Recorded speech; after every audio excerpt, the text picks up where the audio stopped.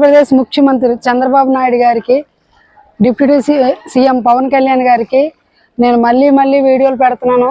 అయ్యా పవన్ కళ్యాణ్ గారు, మీరు ఆకేసి అన్నం పెట్టారు, కానీ అక్కడున్న లోకల్ పొలిటీషియన్స్, లోకల్ ఆఫీసర్స్ ఆ ఆకును లాగేస్తున్నారు.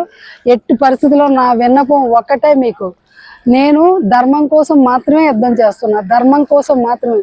35 సంవత్సరాలుగా అధర్మమే జరుగుతుంది ఆ ఊర్లో. ఏ ప్రభుత్వం వస్తే ఆ ప్రభుత్వం అంచె పట్టుకొని నడిచేస్తున్నారు.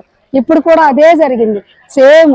కాకపోతే ఇప్పుడు ఎలా జరిగింది అనే దానికి నా దగ్గర రెవెన్యూ అధికారులు ఎంత అధర్మం చేశారని నా దగ్గర సాక్ష్యాలు, వీడియోలు, ఆడియో రికార్డులు అన్నీ ఉన్నాయి. అయితే ఎట్టి పరిస్థితిలో కూడా ఈ వీడియో చంద్రబాబు నాయుడు దృష్టికి, పవన్ కళ్యాణ్ దృష్టికి వెళ్ళాలని, ధర్మం గెలుస్తుందని ఈ గోదావరి